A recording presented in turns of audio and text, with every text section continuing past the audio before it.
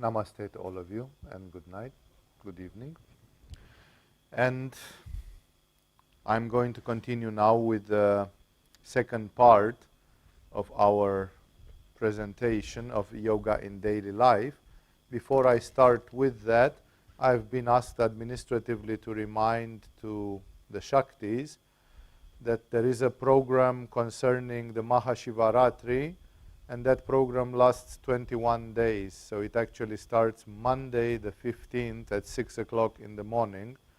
So speak with Yogita, who was just wonderfully singing here and playing music, and speak and find out about these activities of the Shakti group, because if you are one day late, then you are going to be sorry that you cannot, you say, oh, I wish I knew. So I hope that now you hear and you can tell to everybody else. This is an announcement for the Shaktis. The Viras also have some activities for the Mahashivaratri. Talk to the Viras, talk to Muktananda, talk to Ram, and find out about those activities as well. So this was administration. Now let us continue.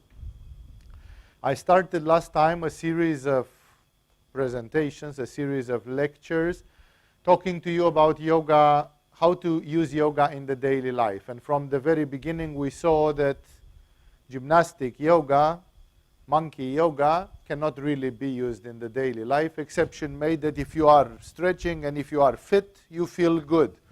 That's also an application, but it's very minor. When I speak about yoga in daily life, I speak about the real yoga, the full yoga, the complete yoga, the integral yoga. I'm talking about yoga in which you can concentrate your mind, control your emotions and states of mind. I'm talking about yoga where you feel your chakras, can control the energy in the chakras, can produce certain effects. Therefore, this is full-on yoga, and that yoga has hundreds of applications in the daily life. I already made a presentation of a sort of a hypothetical day, starting with waking up in the morning and being in the twilight zone between dream and wakefulness, and doing the different aspects of the Nidra yoga and so on, and finishing with going to your job. And if you have, for example, a heavy physical job, a job where you have to make lots of physical effort, just developing your Muladhara chakra and your Manipura chakra. You have 3 years of demanding physical job, only 2 outcomes are possible. Either you are exhausted, tired, and you crash, or you have a huge Muladhara, a huge Manipura, and you are extremely fit. I remember some of my pupils, when I lived in Denmark, they had the job of distributing newspapers at 3 o'clock in the morning. They picked up the newspapers at 2 o'clock, and they were cycling throughout Copenhagen and running up and down hundreds of staircases in hundreds of buildings, distributing newspapers to every door. Many people declared themselves crushed by this job. And many people said, I've never been in better physical shape than when I'm doing this job. I can run the marathon, you know, I'm so fit. Every night I'm running 20 kilometers up and down the stairs of buildings. I'm one of the fittest persons in town. So we saw from describing the ideal day, we saw that it's a matter of attitude. First of all, generally, there is a dictum which says, when there are obstacles, the losers see only problems and the winners see only challenges. That's a difference of attitude. Like whatever the daily life throws at you, you can take it like a victim and say, oh, why me? And then you are a loser, you will give up. Or you can simply pick up the gauntlet, pick up the glove, and take up the challenge and say, okay, since God gave me a physical job for the next 3 years, I'm going to become the person with the best muscles and the best fitness in town. It's a matter of how you take it. So the first possibility, or the first level, the first matter of attitude is if you complain or if you raise to the challenge. And the second thing which we saw already is this, that if you are a seeker, if you are looking for every opportunity to do something, to explore something, to feel something, to activate a chakra, to go deeper, to grow up, to develop, then automatically you will seek yoga in daily life. The whole daily life becomes a yoga.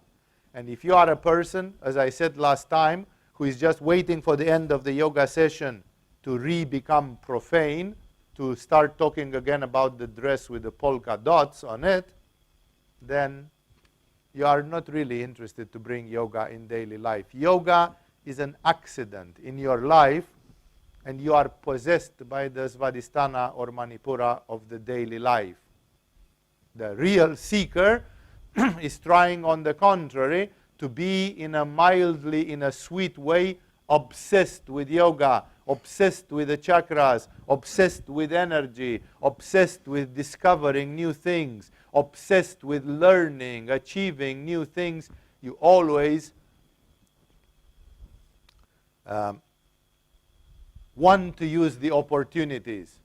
Sometimes in a gathering like this, we want to keep people using the opportunities. Yogita is coming, she is playing bhajan and kirtan, and those of you who want are playing and singing, are singing at least with her. But if there would be, like in previous years we didn't do that, then people would be sitting and spinning their thumbs. Like, it's true that Swami Vivekananda has a pathetic time management, and he is often late. So when Swami is late, are you just going to spin your thumbs? No? Like, I know many of my friends from yoga from the early days, if they would be here 20 minutes and Swami doesn't show up, they would do something. Like, there is an interesting woman, I can ask her, do you want to make a circuit energy with me? We can make a meditation holding hands. Like, let's use the 20 minutes until Swami Vivekananda is being late. That's because I always want to do something. I'm a seeker. I don't want to waste my life. I'm constantly wanting to do something. If I'm dabbling in yoga, sure. But if I invested everything I have in yoga, then I know that probably I shall not have children. I know that probably I shall not have wealth and a retirement plan. I know that probably I shall not have social glory or a Nobel Prize in physics. And therefore, I have to truly focus on my choice. Like, if I made a choice, then I'm staying. I put everything into that choice. I'm not trying to ride onto horses or sail into boats or serve two masters.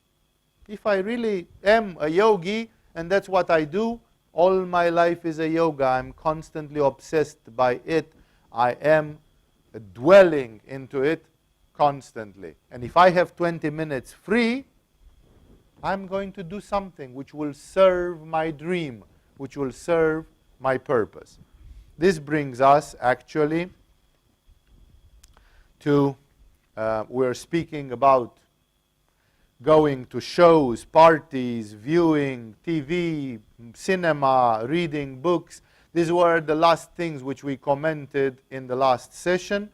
And the next point here on my list of things that one wants to do in the daily life are different couple techniques.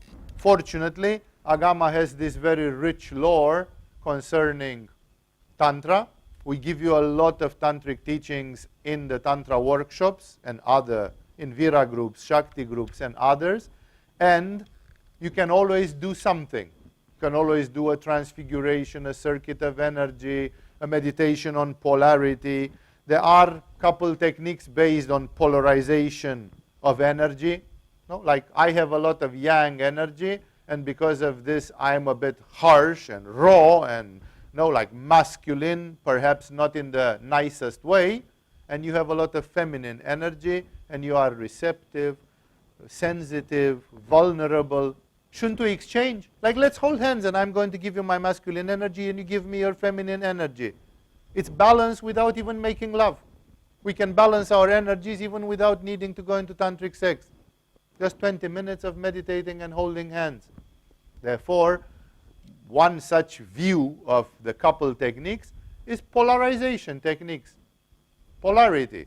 No? Some people may be afraid of the polarity. I remember a friend of mine had a pupil, a disciple, and this man was a Cancerian in astrology, and because he was a man born in the astrological sign of the Cancer, somehow he considered himself very lunar, a very lunar person.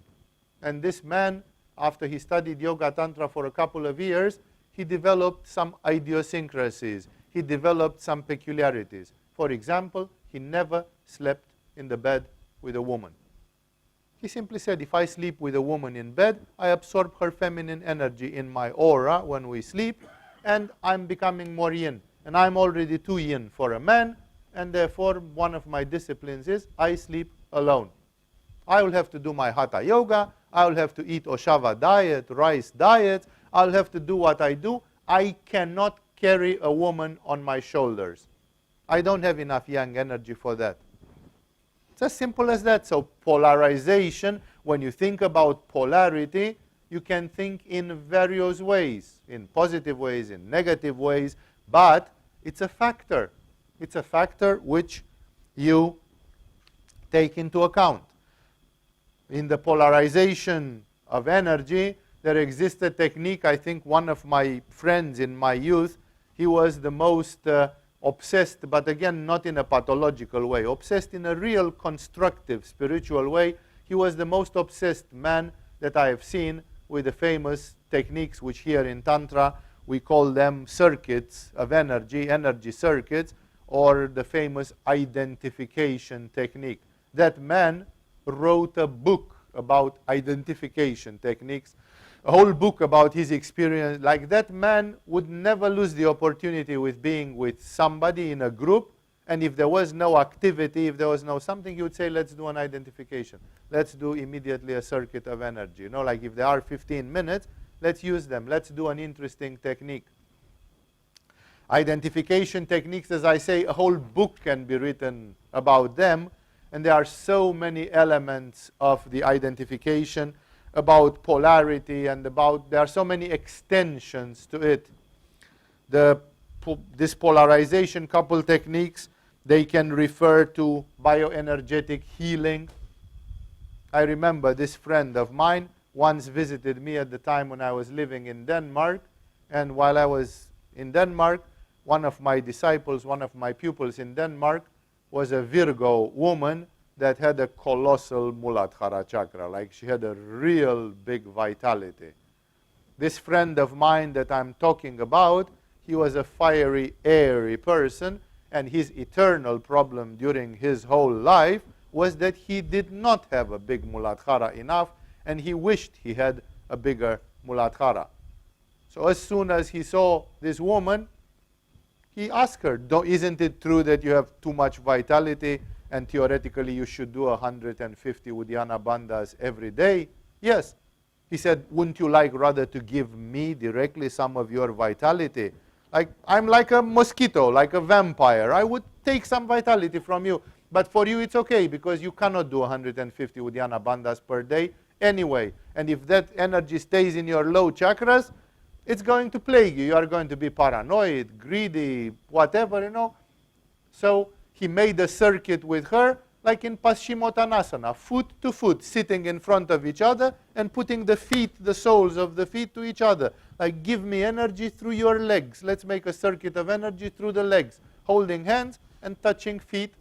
If you do it in Paschimottanasana, you'll have to bend too much forward. So they did it with the legs apart, like this, separating the legs, but still touching foot to foot. Like, you have to be creative. This man was not willing to waste a minute. He didn't want to let the life pass him by. He always wanted to do something, to achieve something.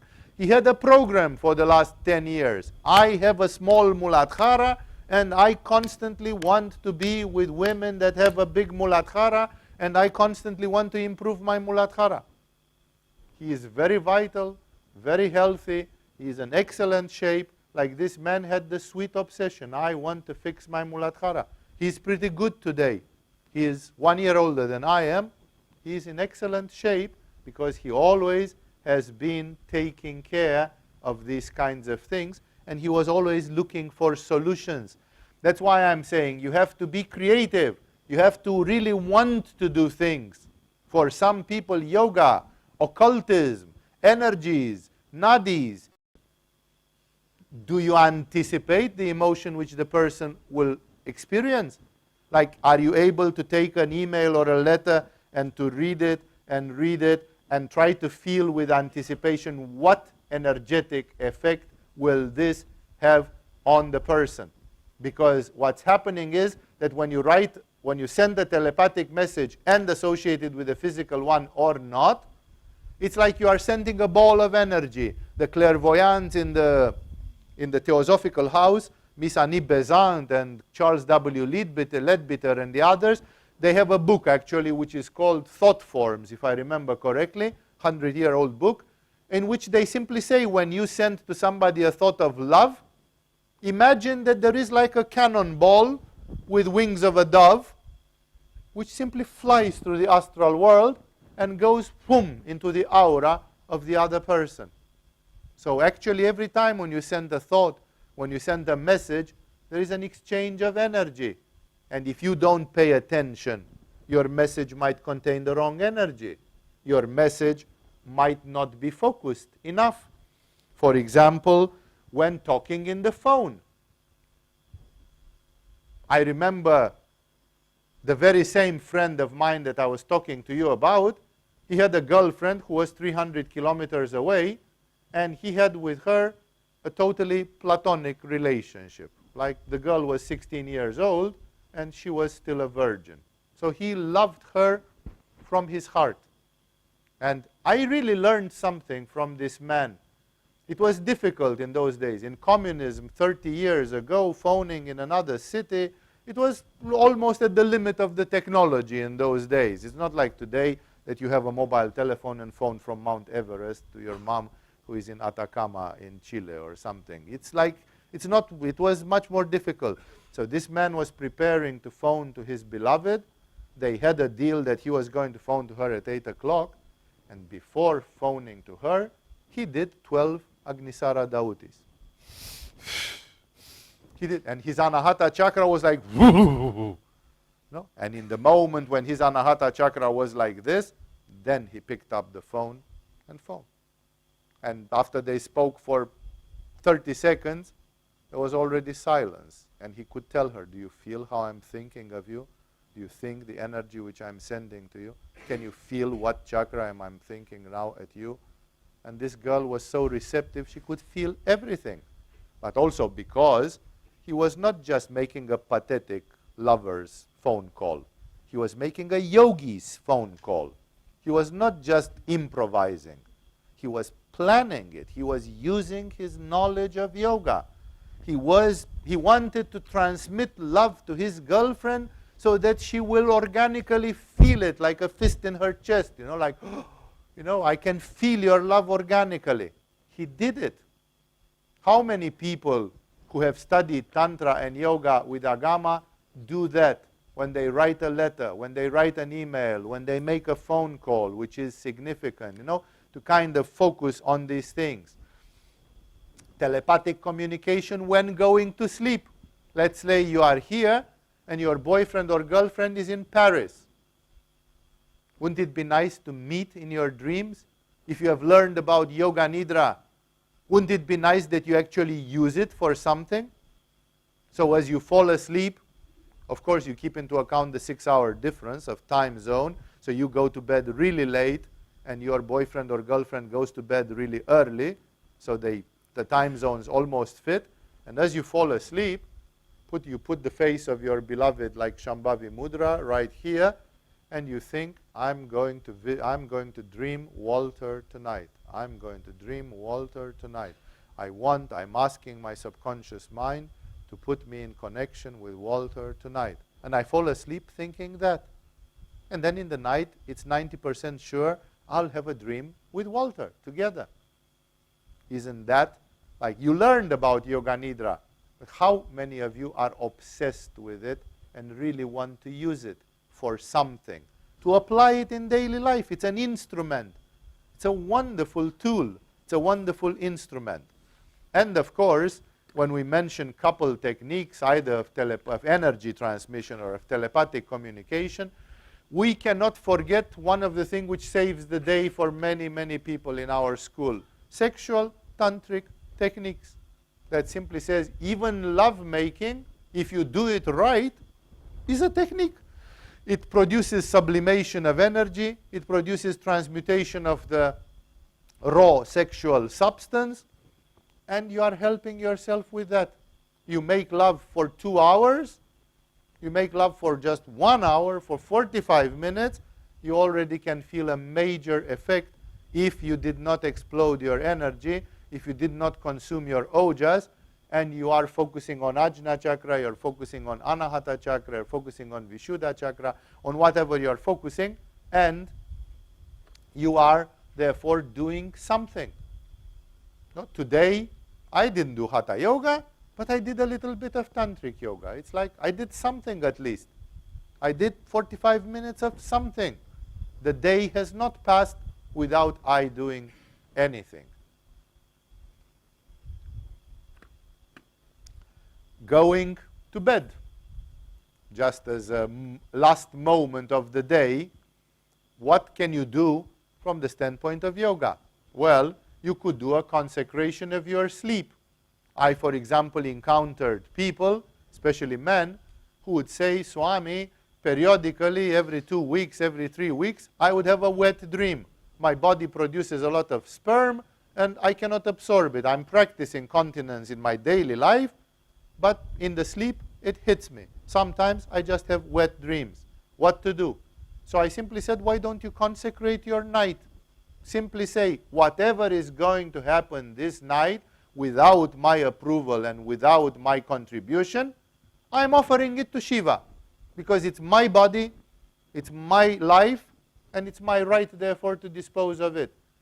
So I'm offering it to Shiva. So if some demon is coming and making me ejaculate in my dreams, the energy will not go to the demon. The energy will go to Shiva. And the demon will realize, like, oops, this guy was sold out already. No? Therefore, it's very useful to consecrate your night.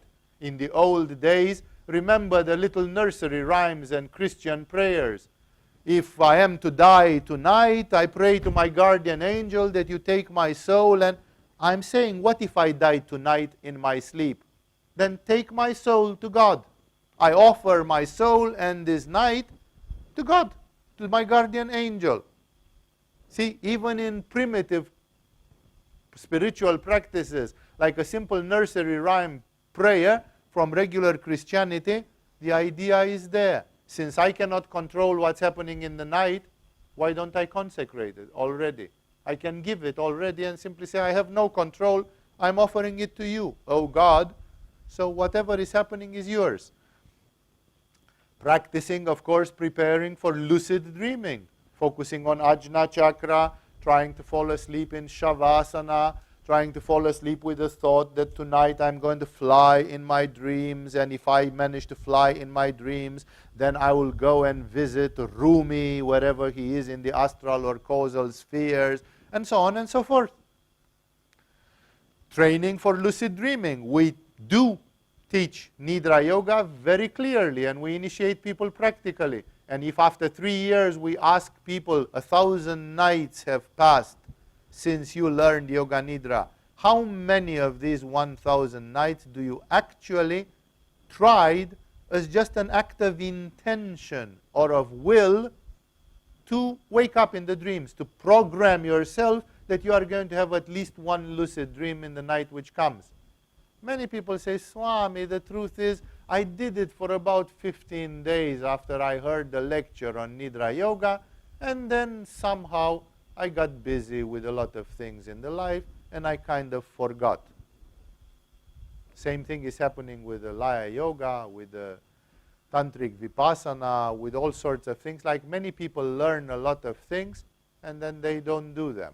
I have teachers in the school who have been teaching levels like the 7th, 8th level. People have done 500 hours of yoga, and these teachers told me it's surprising. Half of the class never did one Vamana Dauti, which we teach in the 2nd week of the course, for God's sake. Like, aren't you at least curious to try 10 times Vamana Dauti? Like, why do we teach it? Just because I want to burn some paper and give it to you, like under the form of course papers? No? Like, you realize that if that technique is given there, it is for something. This man that I told you that was accumulating Muladhara vitality and who is in excellent shape, I met him a year ago when I was in my country, when I visited my parents in Romania. And when I met with him, he told me, you know what, dear friend, he said, after a lifetime of doing things, of doing yoga and teaching yoga, he's a yoga teacher, he simply said, I can tell you one of the most valuable techniques of all of yoga is Vamana Dauti. He said, Vamana Dauti has saved me and kept me healthy till the age of 53. And we have people who have learned it a year ago and they haven't tried it yet. This shows how much do we have the spirit to experiment, to play with these things. Do we want to bring yoga in our daily lives or not? Positive self-suggestion. When you are about to fall asleep, your subconscious mind opens, and that's when you could say, every day and every way I feel better and better. Yes, every 100 times. Say, repeat it 100 times. Every day and every way I feel better and better. Yes. Then you complain tomorrow morning, my spine is fucked. I need some chiropractic. Did you repeat every night before going to bed and every morning when waking up, every day and every way my spine is better and better for 6 months to see what's happening? You learn about the power of self-suggestion and the power of the mind to create things. It has to be used, actually. You have to be obsessed with these things and actually do them. I have a list, and I don't know if I'll manage to finish it tonight, but we have a list. Where is that clock? Oh, they moved it. Okay. So I have a list. I'm just guiding myself by the clock. I have a list of many, many special, like now I'm not going to speak about the day from the morning till going to bed and going to shows, cinemas, or having a relationship with your partner and practicing sexual tantra, or going to bed and doing self-suggestion. Now there are more peculiar events happening in life, like things which don't happen every day, but which might happen once a year or once every 3 years or something, and which are things where you can do special things.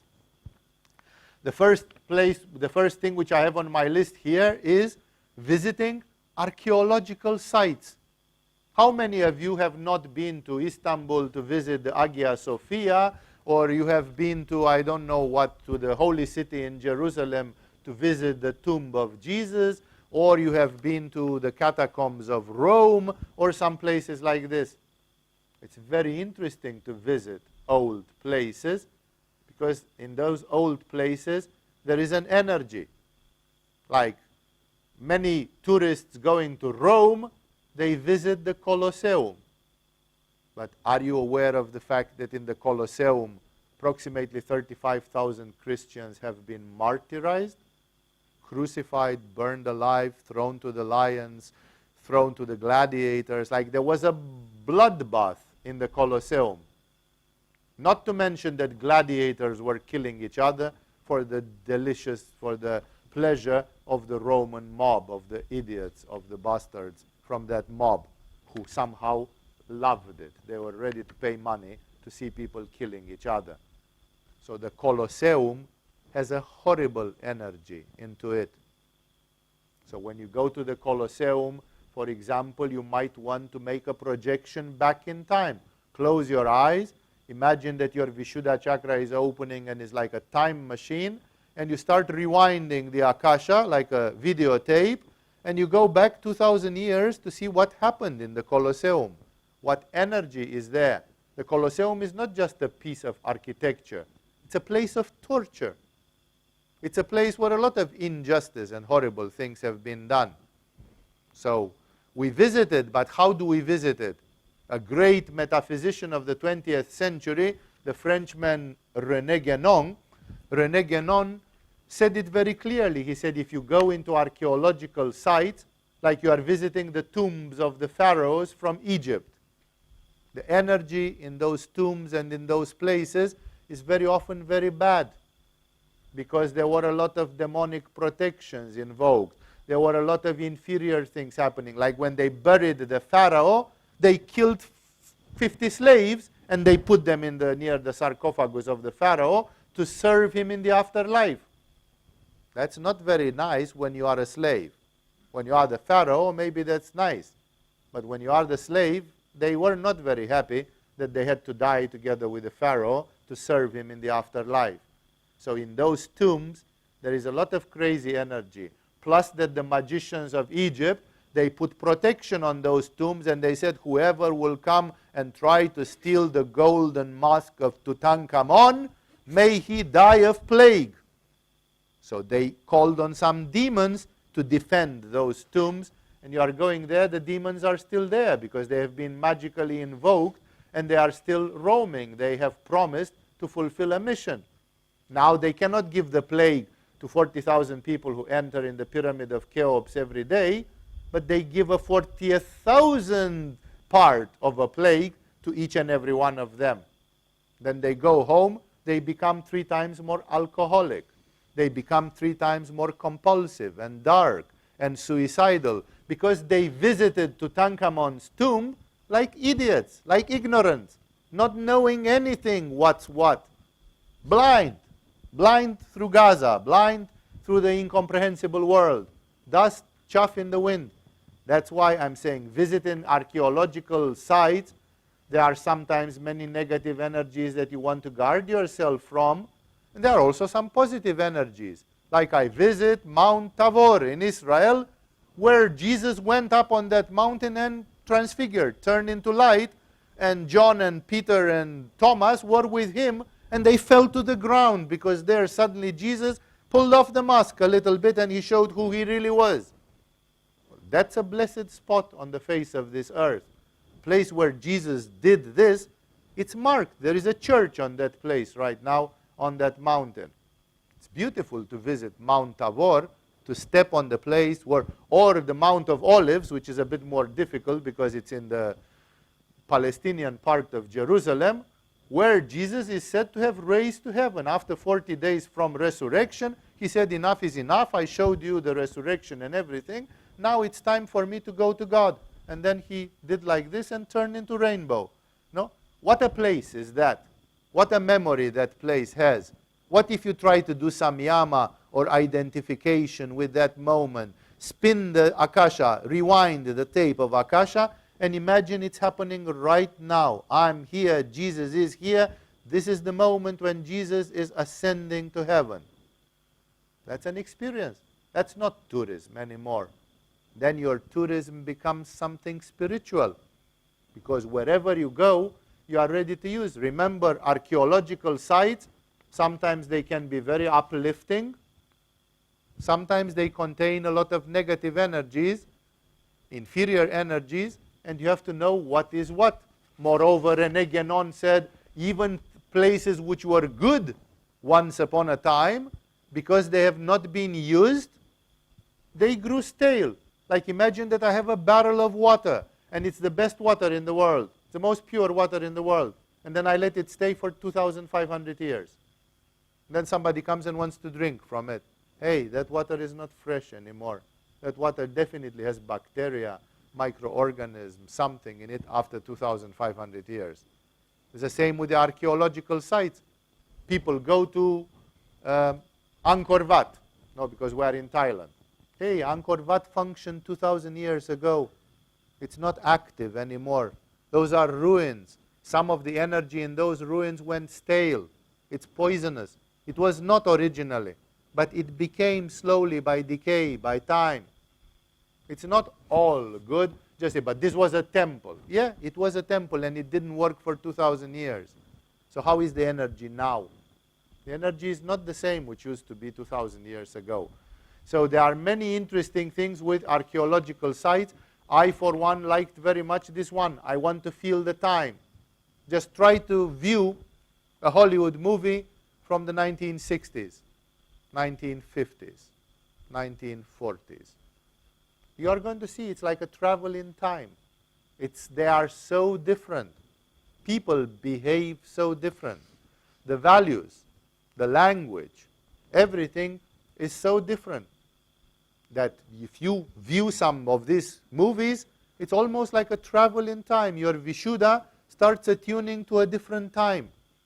And you can have very interesting experiences from just seeing vintage movies and others in this way. Visiting places of living cult. Like you go and visit Hagia Sophia, who today is a mosque, or the Blue Mosque in Istanbul or something. That's a living place. The Muslims are coming 2 times per day, and Friday especially, and they are praying in it. It's a living place of cult. You cannot go with your hands, with your shoulders naked. You have to have, I don't know, decent clothing and so on. You enter there with shoes, with slippers on your feet. It's a living place. What's the energy of it? Like if you go like a tourist, you just look and say, look at that crystal lamp. It's glorious. Oh my God, and this carpet is a Persian carpet, and it must be 50 meters by 50 meters. Imagine how many people should have weaved at this carpet, and imagine what it costs. You're just going there to masturbate. No? The problem of the Blue Mosque is not how much the carpet costed or how beautiful the chandelier is. That's a place where people pray to Allah every day. What's the energy of that place?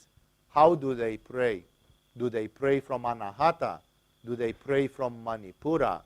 Do they pray from Vishuddha? Do they pray from which chakra? What's the dominant energy there? No, you see images from Mecca, and you see, oh my goodness, what a number of people. Shut up. Focus. Feel what's happening when 1 million people go to Mecca and they pray synchronized. You've seen these incredible images when 1 million people at the same second, all of them go like this and so on. What does that do? Because people like to do this on stadiums. You know, when Barcelona is about to score, 50,000 idiots on a row, they go like, ooh, and they make a wave. Why? Because that produces a mood and an energy. No? Imagine if 50,000 idiots drunk in a football match do that. What's happening when 1 million do it in Mecca? Makes a difference. So if you go to a living place, try to find the energy. I remember when I was in Copenhagen, there was a Russian Orthodox church on one of the streets there, and suddenly, just a couple of years before I left, there was a rumor in town, and I've seen it with my own eyes. The icon of Virgin Mary, which was on the glass, it started shedding tears. I've seen it with my own eyes, and this is a well-known thing in Christianity, both Orthodox and Catholic, that sometimes Virgin Mary paintings or statues, they start shedding tears. Sometimes the tears are made of myrrh, they are white and transparent, and sometimes they are of blood. And science doesn't have an explanation for this, and it's a very, very weird thing. And of course everybody says they must be cheating. I know those people. Those people wouldn't be cheating in the name of anything, because they would think that they go to hell if they are cheating. They are very pious, religious people, and suddenly the painting of Virgin Mary, through the glass, it was like sweating through the glass. There appeared in just one place droplets, and they were flowing like this. And people were collecting it in cotton pads, and they were using it for incurable wounds and for leprosy and for all sorts, for people who got blind, and they put it on their eyes and so on, like it was producing miracles. So that's a place of living place. You might want to go in a place where there is such a thing. No? I've seen recently in television some photos which I had since long time. They processed the statue, the relics of Padre Pio. Padre Pio died in 1964 or something like this, and his body is unrotten. He looks like he died yesterday.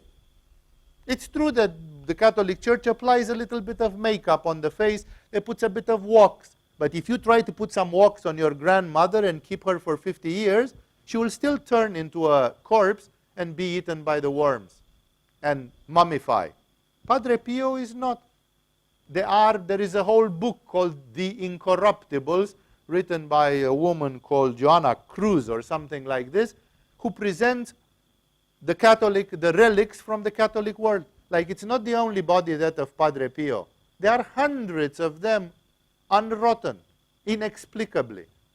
Of course, the Christians say their body is incorruptible because they became very pure by practicing prayer a lot, and when they died, even the corruption didn't have power over their body. It's a miracle from God showing the survival of these saints for the believers.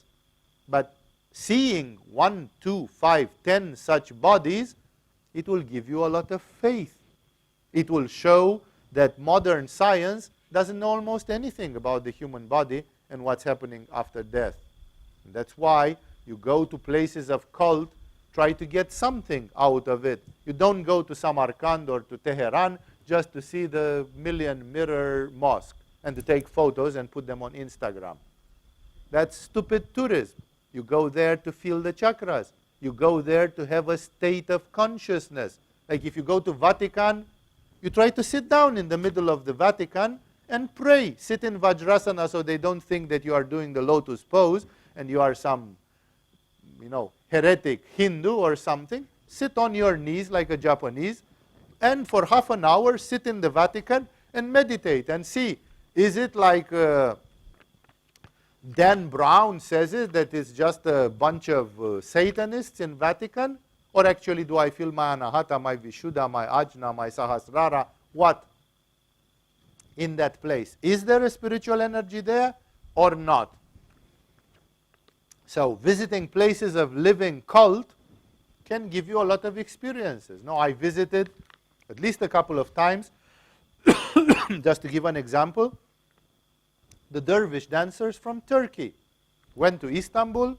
First thing, I wanted to know if the schools of Rumi still exist, if people are still doing prayer. And my Turkish friends showed me. They took me there. I went to the dargahs. I participated for 2 hours at one of their ceremonies. While they were singing and praying and playing music, I concentrated. I did some yama. I tried to feel the energy in the hall to see what's happening when 20 men spin like dervishes and they pray to God non-stop while they spin. Is that just an illusion? Or is there actually an activation of a chakra and it gives a certain energy? I want, therefore, to instill this idea that you have to be an experimentator and a spiritual experimentator. Forget about the paintings on the walls and things like this. And if you want to look at the paintings, look like this. There is a famous painting in the Louvre Museum, which is, of course, Mona Lisa. The Italians call her Gioconda. No? Why did so many men commit suicide in front of the Mona Lisa? You know that people committed suicide until the police made it impossible, almost. That men were coming, staring, staring, coming tomorrow, staring, staring, coming tomorrow, staring and drooling and drooling and drooling, and eventually they came with a gun and blew their brains out of love and desperation that they can't have Mona Lisa, that it's only a painting, and that was the woman of their dreams. What is so special about Mona Lisa? Why didn't they blow off their brains in front of others? There are women, paintings of women which are naked, where you can see ass, boobs, stuff. Why didn't they blow their brains in front of those? Why Mona Lisa? There must be something. It's not a coincidence that people commit suicide in front of the Mona Lisa. I'm not saying it's necessarily a negative energy. I'm simply saying that it produces an effect and it cannot be. So even at the paintings, if you go to see them, what frequency is in those paintings? Are they truly coming from Vishuddha chakra? Like if you take Andy Warhol's painting of a Coca-Cola can, does it activate your Vishuddha chakra? I can spare you the effort. It doesn't. It's crap. Most of the modern art, it's crap. The Nazis make whole exhibitions of traditional art and modern art, and they were making fun of it. And people today, they condemn them. They say, what a bunch of squareheads. They didn't understand progress and modernism. The truth is that much of that modern art was garbage.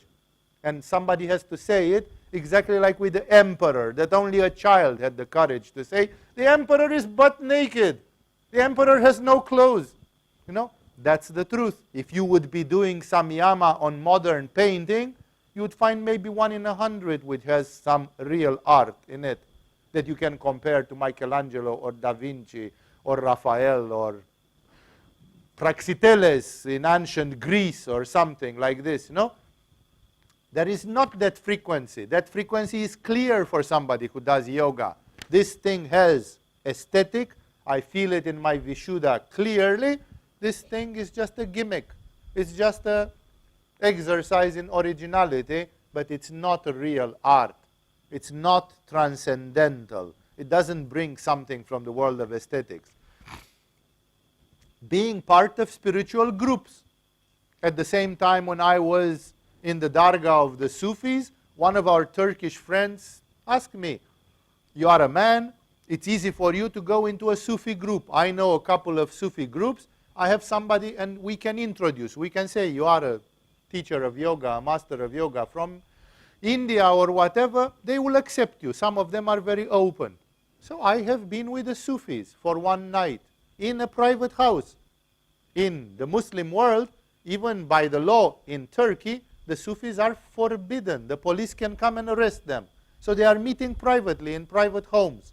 They have headquarters, and which the police semi-knows about them, and they don't enforce that law. But by the law, the Sufis they could be arrested by the police. I went with them in that house. I spent with them 2-3 hours.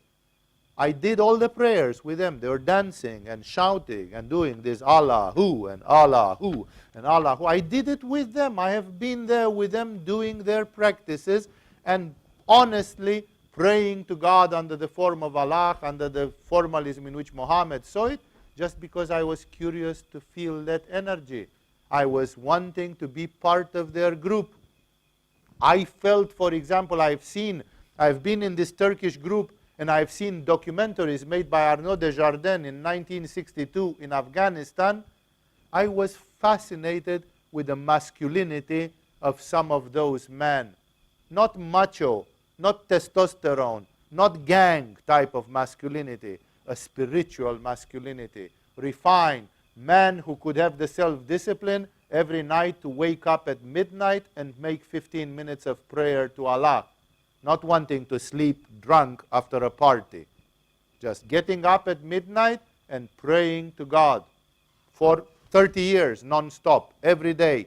No, like very disciplined spiritual people, very pure, living the life by a very clear set of rules which were set by their religion, and being very devoted, very devoted. Some of those people go in trance. They poke metallic objects to their cheeks, to their body, and they don't bleed and they don't feel the pain. Like they really go into states of trance, and you can see that that trance is not a joke. Like you can sometimes see formidable, scary things there, and they do it all in the name of God. Since years, I want to go to Thaipusam, to the festivals in Kuala Lumpur, where in January and February, they are doing this Skanda festival, and I'm missing it every year because it's the beginning of the season here in Kopangan, and I'm very, very busy every year. Go to the Thaipusam festival in Kuala Lumpur, to the Batu caves or whatever they are called, and see people, hundreds of people, pierced with metallic objects, with this, miraculously not bleeding, not feeling pain, not like to the limits of the physiology, and then they take out a thing, stick 2 of my fingers out of their cheek, and they just do like this, and there is not even a scar. There's not a drop of blood. Like you are complaining that you are not seeing paranormal phenomena, you are complaining that you are not seeing miracles. They happen all the time. It's just enough to go there and see for yourselves. But see, the karmic blockage is that you don't. And then you say, I have doubts. These guys from yoga, they talk too much and so on. Things are happening. So go to places of living cult and see what's happening. Experience. Be part of spiritual groups, as I said. No? Like join the Vira group, join the Shakti group in Agama. See if in 1 year you get something out of it, what's happening to you. Another activity is meet the wise beings. This is the original Sanskrit meaning, the meaning of the Sanskrit word, satsang. Satsang originally means company of the wise. And this is a big problem. Because even in Kopangan, I heard that we're having about 5 simultaneous satsangs happening every week. Which means that on this island there are about 5 enlightened beings, 5 sages talking. It's an inflation, believe me. Something is smelling very bad about this thing. I remember a wonderful booklet which I lost many years ago, written by Osho Rajneesh in his early years. And Osho Rajneesh said, in India there are now many people who say that they are the disciples of Ramana Maharishi and this and that, and India is reeking with enlightened beings. This was Rajneesh talking in the 1970s. Yeah? And he says, suddenly I get to hear that we in India here were full of enlightened beings. He said, people, wake up. Because if there would be so many enlightened beings, India would not be a country of misery. Swami Vivekananda, the great of India, 120 years ago, he said, give me 100 enlightened disciples, and I'm capable to change the living conditions on all the planet Earth. All. Just 100 enlightened beings. Because a Buddha appears once and changes history. And then a Jesus has 12 enlightened disciples, and they change history for 2,000 years. If you'd have 100 enlightened beings, would live in Shambhala already, would live in Shangri-La, would live in paradise. The tree is known by its fruits. So Rajneesh said, look at the India of the 1970s. It's a piece of garbage. He said, where are those pretended enlightened beings? Because if a Buddha walks the surface of the earth, that person changes a lot of things just by his mere presence. Where are those enlightened beings? No? Here in Kopangan, we seem to have the biggest density of enlightened beings per square meter on the face of this earth. You know? And things are the way they are. So that's why I'm saying be careful with this one, because meeting the sages, satsang, has a little catch to it. The persons that you meet need to actually be wise beings. No? That's the little secret. You are meeting with all sorts of blah, blah, blahs, and suddenly they are not enlightened beings, and you wasted your evening. Yeah? Then it was better to watch a video with Eckhart Tolle or something like this. There, at least Eckhart Tolle is an enlightened teacher. You'd get something out of it. But otherwise, meet the wise beings. In India, there is a documentary made by Arnaud Desjardins, again in the 1962-63, which is called Ashrams. It's made in French. I don't know how many of you have seen it. I've never seen it with English subtitles. And Arnaud Desjardins was a brilliant filmmaker and a spiritual seeker. And he showed some very wonderful images from Shivananda's ashram, from Swami Ramdas's ashram, from Mahananda Mai's ashram, at the time when Mahananda Mai was still alive and Shivananda was still alive. And Arnaud Desjardins says in India, and this was before the hippie times, so it was when India was a little bit more in its pristine form, before the tourism and the commercialism have gone there. And he said in India, there are people who are spiritual pilgrims, and they go and they visit ashrams. And the first thing which people do when they visit an ashram, when they reach to an ashram, even before they take lunch or dinner, they say, when does Guruji give darshan? That means, when does the Guru of this ashram show himself to the public?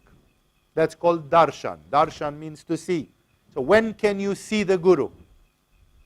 And that is exactly what satsang is. So people came to an ashram, and the most important thing in that ashram was meet the person through whom God channelized all this. Because that's the source of all the energy in that ashram. That's the heart of the ashram. That's the jivatman, for those of you who know more yoga, that's the jivatman of the ashram. That's the, therefore, the company of the sages is very, very important. You go to a school, first of all, you want to see who is giving that energy.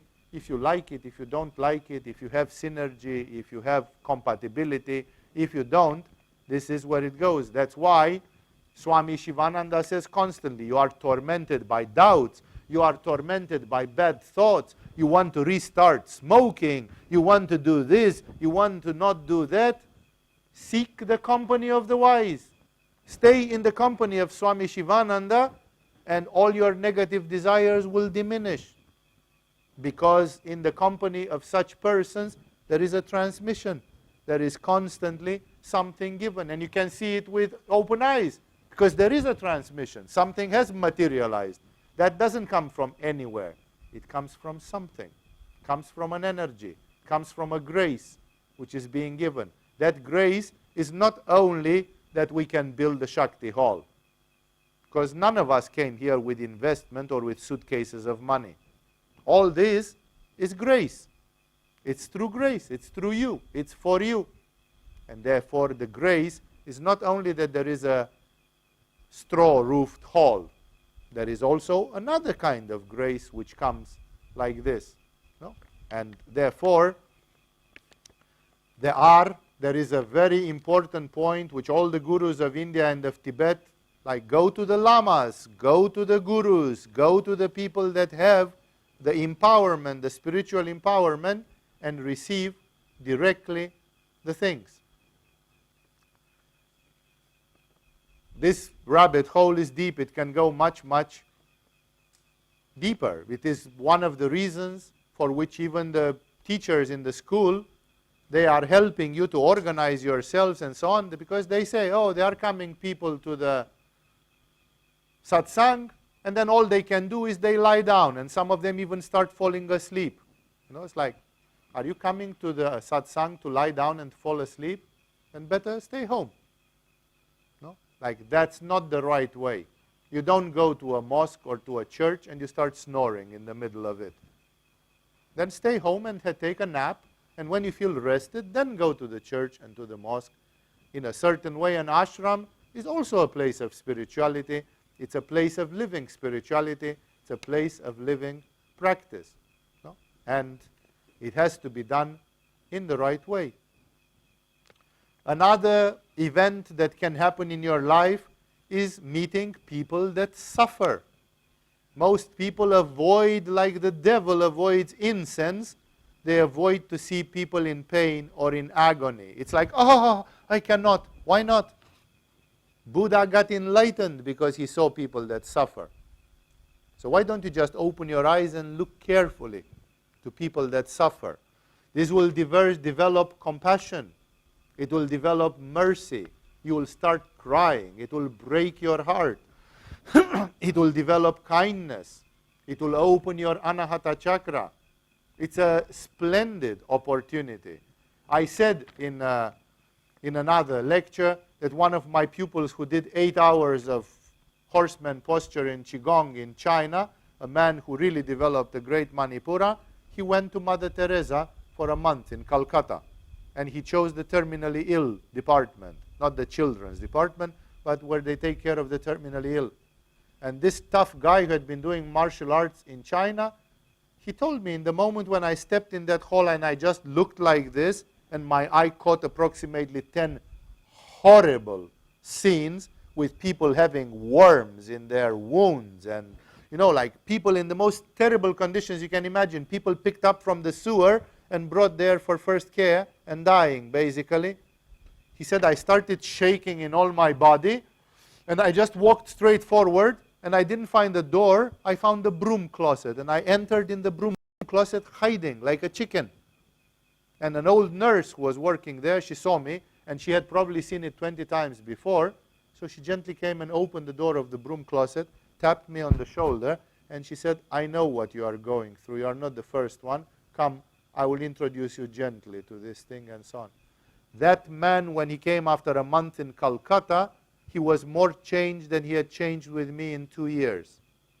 1 month in Mother Teresa's place, because he was an Englishman with a big ambition and Manipura and so on, but when it came to Anahata, it was a city in China for him.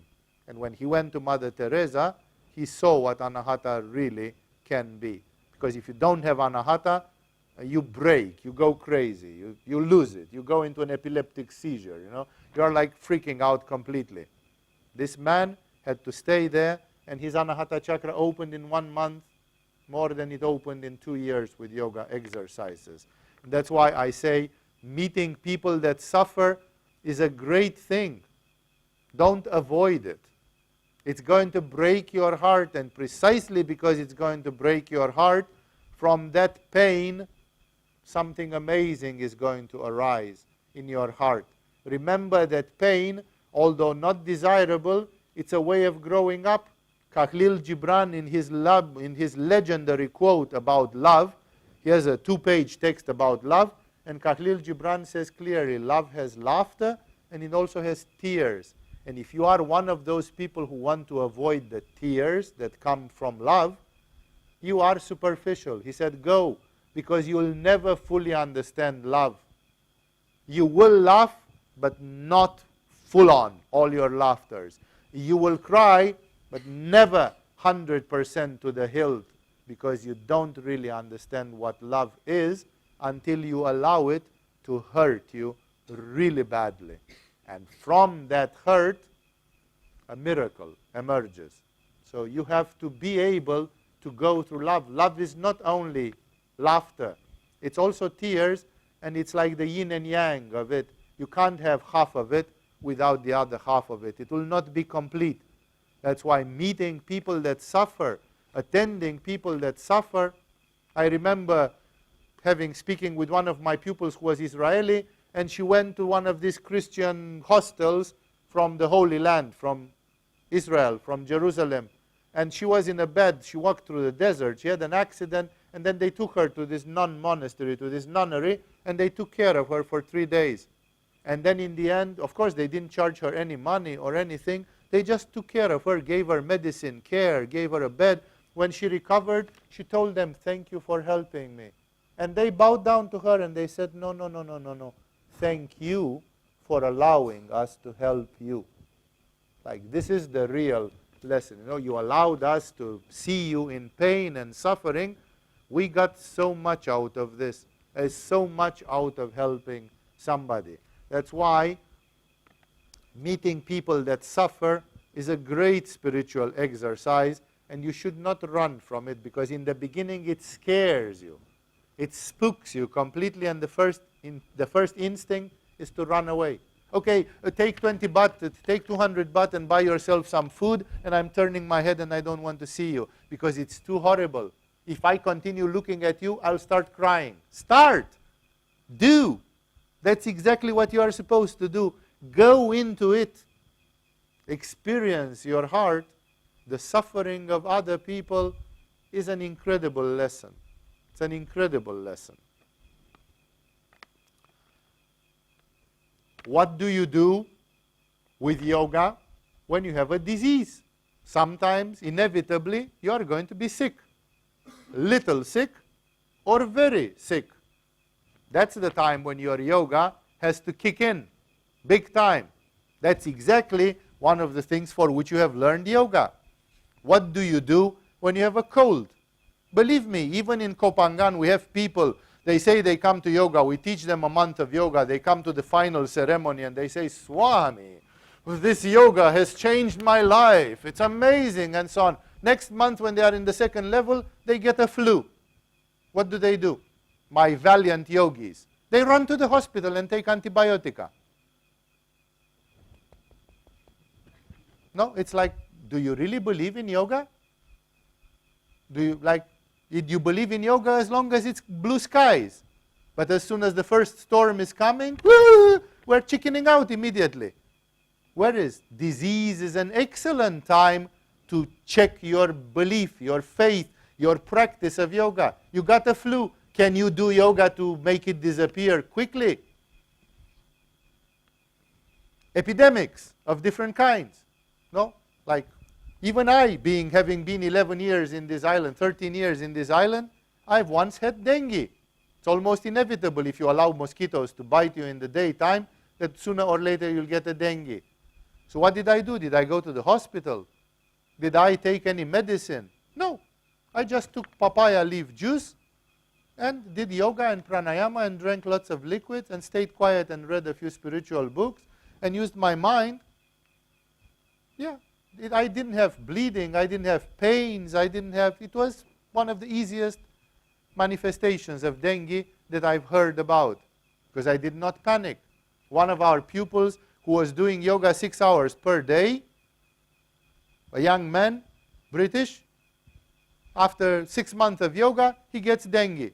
He goes to the hospital. Of course, the hospital cannot simply say, if you would have read your Wikipedia, you would have found out that dengue has no prevention, no vaccine, and no cure. There's nothing you can do about dengue. It's as simple as that. The whole medical world acknowledges that. Well, if you go to the hospital and they find out you have dengue, they are going to give you antibiotica nevertheless.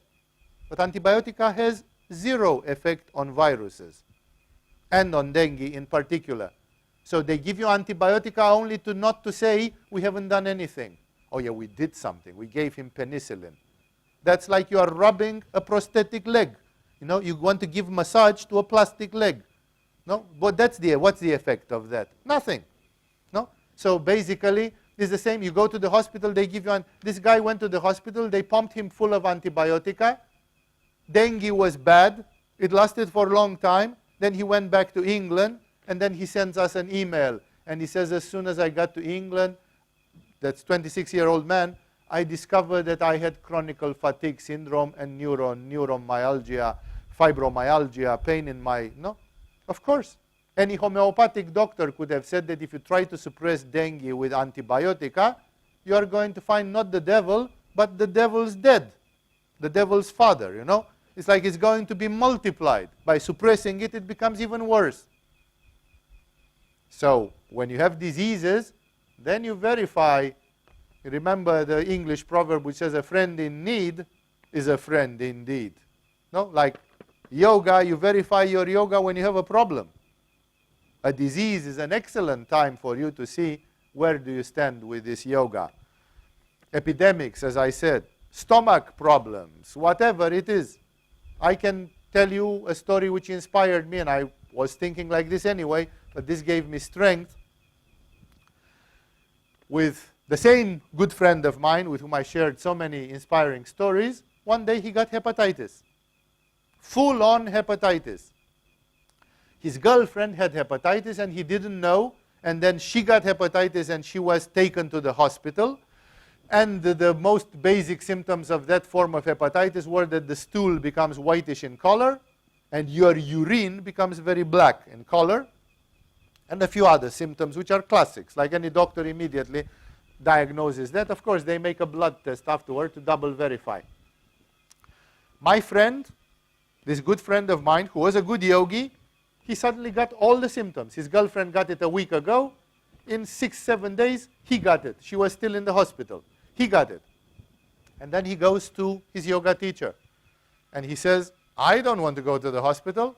I don't want to take that stupid medication that they put in you, because it is a well-known thing that people that have hepatitis and take medicine, then usually they develop a chronic hepatitis. They remain with a weakness in their liver for the rest of their life. There are sequels, there are consequences. Then you can't eat this for the next 20 years. You can't eat that. You can't drink alcohol. And if you do, then it becomes jaundice, and it becomes chronic hepatitis and cancer in the liver and God knows what. So this friend of mine, he went to his guru and he simply said, I don't believe in medicine. Medicine doesn't have a good solution for hepatitis. What should I do? And his guru looked at him and said, since you are so bold, he said, you could do something. But you need to do approximately 300 Uddiyana Bandhas and Naulis every day. Can you do that? This friend of mine is a Leo, the man with a big willpower. And he simply said, yes, I'll go. He went home and started doing Uddiyana Bandha and Nauli Kriya non-stop, basically. In less than 24 hours, his hepatitis was gone. He never had any sequel. He never had any consequence from it. Nothing negative. He didn't took pills. He just did 24 hours of non-stop Uddiyana and Nauli. This is, the disease is a gift. His disease was a gift even for me. I have learned a great lesson by seeing my good friend having hepatitis and what he did to come out of it. Therefore, disease is a test, is a beautiful test, and it gives you the opportunity to test your mettle. What are you made of? No? Enough lip service. Now you've got a flu. What do you do? Also, another thing of life, being confronted with depression, laziness, fear attacks, negative emotions. These are all diseases of luxury. Remember that if people are born in Somalia, they don't suffer from depression because they first have to find food to survive for that day. So depression is a luxury for people who have house, car, food, clothes, and then they don't know what else to do and they get depressed. Depression in the language of yoga, it means that your energy lingers in Svadhisthana and Muladhara. If you would be born in a tribe of Africa and you had to pick up wood for the fire every day and you had to run hunting 20 kilometers per day, you wouldn't be depressed because all your energy would be in Manipura because you are making physical effort. But because you are sitting in front of a computer and on a couch in front of the television, and you don't do Uddiyana Bandha, you don't do headstand, you don't do Nauli, your energy lingers in Muladhara and Svadhisthana, and then you say, I'm so depressed. What you need is a chili up your ass and a good kick in that ass. No, because it's all this is a stagnant energy type of syndrome. And thus, depression, laziness, negative emotions, you should really be parachuted in Ethiopia for a year and then see what kind of these expressions of these negative emotions did you feel. No? Because you wouldn't feel them. And thus, yoga is really brilliant at dealing with all these luxuries of modern life. Like the yogis are stern and stoic, you know. If you come complaining, like I remember just by analogy, and it goes to another element which I'm not going to comment because I'm going to stop soon, is one of my friends, let's say, in the old days, well, I was not so friendly with this guy, but let's call him a friend by stretching the concept a little bit. His mother died. And the guy was suffering from a slight form of schizophrenia, and he was emotionally, pathologically attached to his mom, and he had a very unnatural and bizarre relationship with his mom. So, of course, when his mom passed away, like he collapsed completely. And then he spoke with our common yoga teacher, who was a very Manipuristic person, you know, and he said, come and help me, let's make a meditation, something. And in the moment when the teacher came through the door of this house, of his apartment, this guy looked at the guru with the eyes of a dog, of a crying puppy, and he was about to start crying. Like, now the man who is going to comfort me has come. At which the guru, without even taking off his shoes, he looked at him, he saw the tendency, and he said, Eugene, are you an idiot or what? No, like he shouted at him and insulted him really bad. He injected his Manipura in him like this. The guy started laughing like a fool, and he said, if you take me like this, at which the teacher continued full on. How should I take you? Of course I'm taking you like this. Well, are you an idiot? Are you just self-pity and so on? That's all you can do when your mom has died, instead of helping her and doing something. Like, he immediately moved him on another chakra. No self-pity. No, mama has died, you know. Okay, go and hang yourself also. You know, it's like, are you an idiot? You know, did you not do yoga for 2 years so that when your mom dies you can do something for her? Isn't this really the moment for which you have trained for 2 years? Isn't it now that it's the emergency and you should kick in action completely? Now you have time to look up your belly button and cry? Is this the time for self-pity? This is what I say.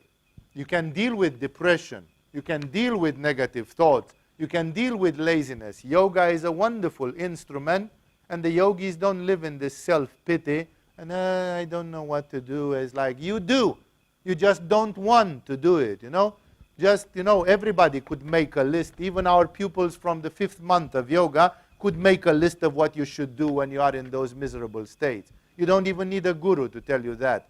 You know, it's kindergarten stuff in yoga that you can do some. You can accept to just slump and so on. Or you can stand up to the challenge and simply say, first of all, 100 Uddiyana Bandhas. You know, before I even think about what to do, I start an appetizer of 100 Uddiyana Bandhas, you know. Then I start making the list of what I'm going to do. You know, like stand up, rise your energy, move into a positive state of mind. I'm going to leave these strong ones with the death and other things for later because it's a longer subject and I won't have time here. Let's mention exams. You have exams to pass. Many people hate exams because it's stress and it's a lot of pressure, but you could do something. It depends, of course, what kind of exam is. I had exams. I was shirking. I was a very, very bad student in the university because I had fallen in love with yoga and with Tantra. And besides sleeping, all my days I was doing yoga and Tantra. And there was no more time for the university.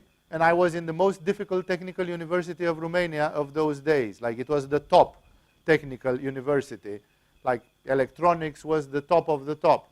And they made us eat mathematics with a big spoon. Even in the 5th year in the master degree, other people were studying all sorts of collateral studies. We were studying Fourier series and all sorts of things like this, like big time, and so on. And it was impossible to learn in these conditions. So I was studying for my exams between 1 to 5 days, according to my evaluation. Like, in the last minute, I was taking courses from somebody who had been to the courses, because I was not even attending the courses. So then I photocopied the courses from one of my diligent colleagues. Now, like, give me a copy of your courses. And then I was starting to study. And I studied like 24 hours, 48 hours, almost non-stop. I maybe slept 4 hours. I maybe ate something, usually not. I studied. Well, what did I need for study for an exam? First of all, I needed a lot of energy in Ajna Chakra. So you can imagine, I was studying 2 hours. Then I was doing Halasana, Garudasana, Pranayama on Ajna Chakra. Then after 25 minutes, when I was feeling full of energy, study again. No coffee, no stimulants, no Ritalin, no lecithin, no all sorts of funny drugs or something like this. Just yoga and study. And more yoga and more study. So exams are an excellent opportunity to practice yoga, because you actually need it, and it helps you, and it gives you exactly what you need. It might be an exam where you don't need Ajna Chakra. There might be some exams where you need something else, depending on the nature of the exam. I just gave an example.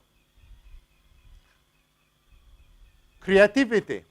It is a classical image that you see the writer who tries to write his novel, his lifetime novel, and he puts a paper in the typewriter, and he starts, and then after 3 lines, he takes it and he says, damn it, and he throws it to the garbage, and then you see a pile of papers. Like the writer or the painter or whatever other artist, a musical composer, they simply don't have the bloody inspiration. The creativity doesn't come.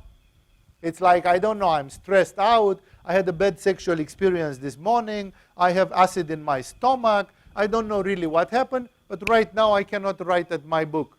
And you see Hollywood movies where there is a writer who didn't write anything for the last 20 years. No, like lost inspiration, lost creativity. But yoga says that creativity is a state which is characterized by 2 things. 1, arousing of Vishuddha chakra strongly. 2, the perfect balance of the 2 brain hemispheres. So if you manage to balance your brain hemispheres, what's the best exercise which most of you know for balancing the brain hemispheres? The Laya Yoga meditation with mantras, and generally the mantra meditations is one of them, and the alternative breathing, Nadishodhana Pranayama, the second one of them. So it's possible for you, if you have no creativity, that you do half an hour of yoga and you balance your brain hemispheres, you work on Vishuddha chakra, and suddenly you are the one artist who is never short of creativity and inspiration. For you, that spring never dries up because you know how to produce that state in which creativity and inspiration is flowing. So let's say one of you is a musician, a sculptor, a painter, an artist, a writer, a poet. Can you use yoga to increase your poetic things? Big time.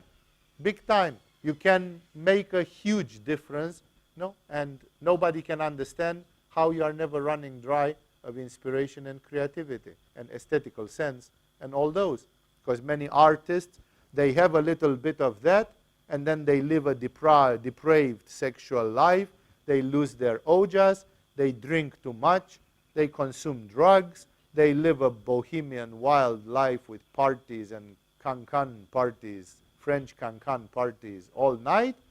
And then no wonder that 5 years later they have no more inspiration to paint something new or to write something new, because they are running on batteries. They are just consuming the gift which God or nature gave to them when they were young, but they are never thinking about cleansing the system and recharging the batteries and connecting even more with more creativity, with more aesthetical sense or something. As a yogi, if anyone of you here is an artist and an art creator, you can perform miracles. I remember one of my friends, one of my teachers, actually more than a friend, she started a relationship with a man who had been a painter, and this man had been a painter and an artist, and then he got burned out. He became a journalist, and he started writing some journalistic, say, some columns in some newspapers, and he was pretty much down. By the time he was 55, he was finished. And then suddenly, he started doing yoga, then later Kundalini yoga, sexual tantric yoga with this woman. In just 6 months passed, and this man could not contain himself. Such a creativity came on him that he consumed all his paintings in one night, and he started painting with shoe cream, with shoe, this brown thing which you use for polishing shoes. He went down in the garden and dug some ochre from the garden and diluted it with water and started painting with ochre, with earth, with clay, directly, because it was night and he couldn't get paintings anywhere at that hour of the night, and he could not stop from painting. He painting about 50 statues, huge size. In Romania, in the communist times, the guy got invited to put his paintings in Las Vegas. Somebody saw his paintings and he said, "What the heck is this? Like, we've never seen anything like this. You are invited, you have a ticket, we arrange with the communist authorities to give you a passport and a visa, come to this exhibition, has to be in Las Vegas." An unknown person, because he did yoga and his Kundalini woke up and he suddenly became creative like he never thought he could be. He was possessed by his need to paint, to externalize, to show his art, and he was burned out for 20 years. For the last 20 years, he had not painted anything. And he just came with a bit of yoga and tantra. That's why, can yoga help you with creativity and arts? Enormously, if you use it. But again, we're not talking about gymnastics. This guy did not do just some bending overs and stretching of his hamstring. That's not how he re-became a painter. He re-became a painter by working with the chakras, by working with the energy, with Kundalini, and with these strong things. That's the yoga in the daily life which I want to bring to you. I want to inspire you in this series of 3 satsangs, last week, this week, and next week, because I didn't finish. I want to inspire you so that you can see that even if you are not motivated to become like Milarepa in this lifetime, like honestly, some of you will say, this Swami Vivekananda, sometimes he raves like a fanatic. Like, we can see that he talks to the top of the range, and this is like, he talks to us like we are all Ramakrishna in this room. But some of us, we are not. No, we are just normal people. Okay, I accept that. Then I want at least to convey this to you. Even if you don't want to be Ramakrishna or walk on water like Jesus in this body, in this lifetime. But there exists a yoga in the daily life. There are 100 aspects in yoga that you can do every day, all the time, and improve your life. Either it's about that you are visiting a church or a temple or something, or that you are visiting wise beings or part of spiritual groups, or you have a suffering people or disease, or you are confronted with your own negative emotions, or you go to exams, or you want to get more creativity. The things of life are teaching you a lot,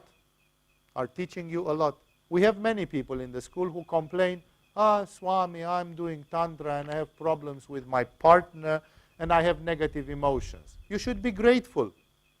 Negative emotions are an excellent chance for you to demonstrate that you can get out of the negative emotions. And if you cannot, it doesn't mean you are wrong. It just means you are not good enough and you have to do even more. If 100 Uddiyana bandhas are not enough to take you out of a negative emotion, then maybe 200. And if 200 don't work, then try 3. And I can guarantee that there will be a break point after which something in your brain will say, no more negative emotions, because this madman is going to go to 400 Uddiyana bandhas and I'm going to die here. And then you are like the people from Somalia. You can't afford negative emotions anymore because you are a madman and you are ready to step on the gas pedal full on. Therefore, all these opportunities and many others are things of the daily life, and I want you to be encouraged at least to do yoga for having an amazing life. If you make it to nirvana or not, you know in your heart if you are ripe for that or not. If this is the life where you are going to give me 110% or not. Some of you already know that in this life you are doing 110%, and that's it. Some of you haven't found out the answer to that yet, and some of you also know that, no, this is not the life where I'm prepared to give that 100% that Swami is asking for. But that doesn't mean you can't do anything. There is a difference between 100 and 0. There are many shades of gray. So you have to learn to apply yoga exactly for your status in life, where you are, what kind of yoga can you do? If I would hear that I'm teaching these things to 100 people like this, and out of these 100 people, 75 of you are having a good, healthy, happy, long life, I would be very happy. It means I taught you something useful. I gave you some tools. Yes, you didn't become Ramakrishna. There is very little probability that everybody in this room will become a Ramakrishna in this lifetime, in this century. It's not impossible, by the way, because it all depends on the divine consciousness. If the Satya Yuga is coming in 5 years, and there will be a turmoil in the history of the earth, and if God needs a lot of Rumis and Moseses and like people, you are going to be hit by it even if you don't ask for it. So it's like, it's not impossible. But the probability, honestly speaking, is small. But at the same time, not everybody does yoga directly for the 100% thing. There are many people who do yoga simply because they say, I want to have a good life. I want to be spared of too much pain. I want to live a good life. And then when I live a good life, maybe I start thinking about some higher ideals of the human being. That's why this yoga in daily life, I hope it will play its part to inspire you and to motivate you to really learn yoga, to really practice yoga, because it does a lot of things. Enough for tonight. Thank you all for joining us in this satsang. Namaste to all of you. If you have questions in the Q&A questions and answer sessions, you can bring up some of the questions always, because I don't take questions during the satsangs. And I remind